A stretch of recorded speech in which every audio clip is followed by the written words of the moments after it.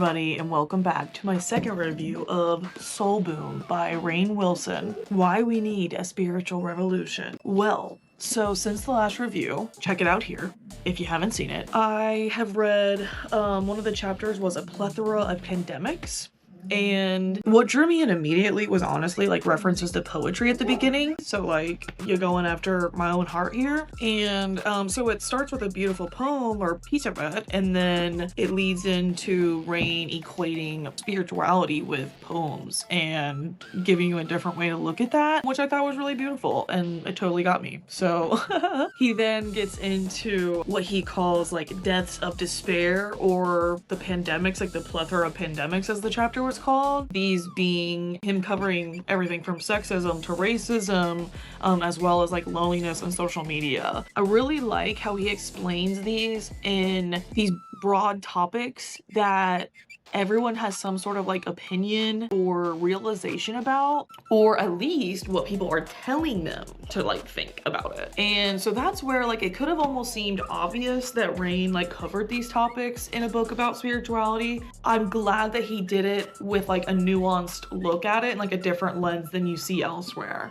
especially when like some of these topics I feel can feel triggering in a sense to some people, because the media is kind of talking about it and like cramming it down our throats all the time, and it can feel like you want an escape from that. I've been there, I totally get it, and that felt very refreshing. So at least we're not like seeing information that we've seen everywhere before. However, it wouldn't be a good book about spirituality if we ignore hard topics. So that's where, like I said, I feel like Rainn covers it with like a different lens than like you'll see anywhere else. So Rainn kind of like pivots into some topics that I don't feel like are as widely talked about, but are more near and dear to my own heart, like materialism, unjust economic extremes. He definitely talks about like nationalism, militarism, climate change. So once again, stuff that like could be quote unquote triggering for people. If you don't want to read that, I mean, I guess then don't read it. But once again, it wouldn't be a good book on spirituality if we didn't talk about hard topics. And I feel like what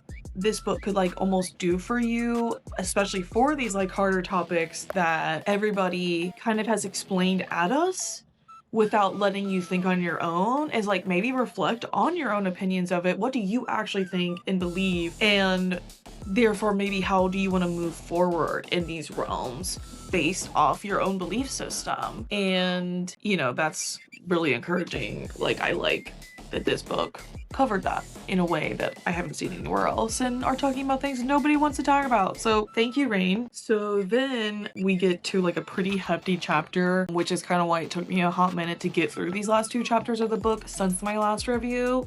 Check it out here. But the next one, pretty hefty chapter that he intros as the big sleep itself. Do you know what that means? I'm giving you time. If you don't, it's death. I was stoked to read it. It's about 30 pages or so. So like, I really took the time to digest it, because nobody does want to talk about death, like quite literally. I like that he almost like lightens up a topic that is really hard for some people to think about or to talk about. Like, to even consider that death is a thing can hurt people sometimes, like to realize it exists. And I think that it was really important, like if Rainn was going to talk about this subject as if he's an expert on it.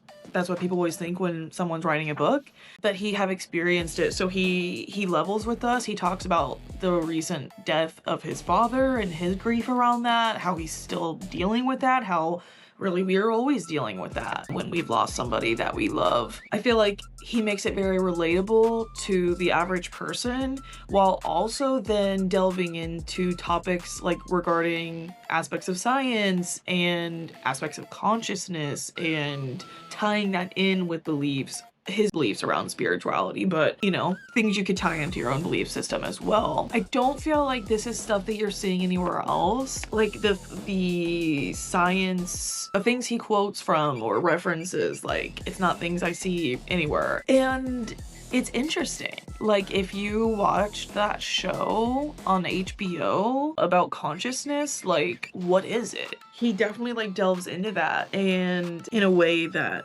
like I said, I haven't seen anywhere else. And death doesn't have to be scary. Nobody teaches us how to deal with grief. So I do think a lot of people could benefit from a discussion, a hefty discussion from this book about it, about death. Death is a fact of life for everyone. It is like the unifying factor between all of us. Death is a fact of life that we can't ignore, and spirituality is kind of the thing that saved me personally from the dark abyss that death can open up in one's life if you don't have something to center yourself onto or whatever that means for you, which is basically what spirituality is. So he even goes on to say at one point how death is in itself a kind of birth. And I think that's like in a way of accepting death. Like, yes, when you die, who knows what happens? Insert what happens through your own belief system. But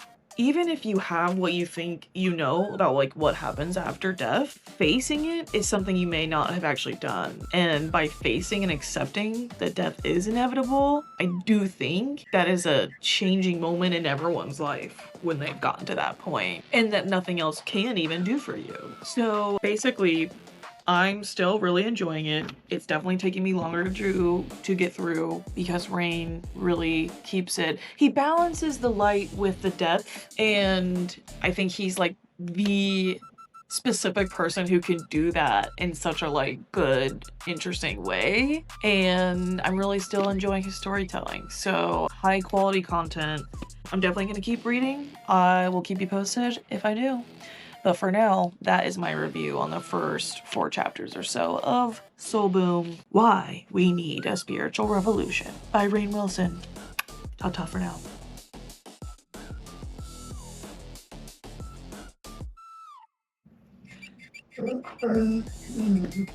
Here we go. Babes, no. Thank you. Thank you.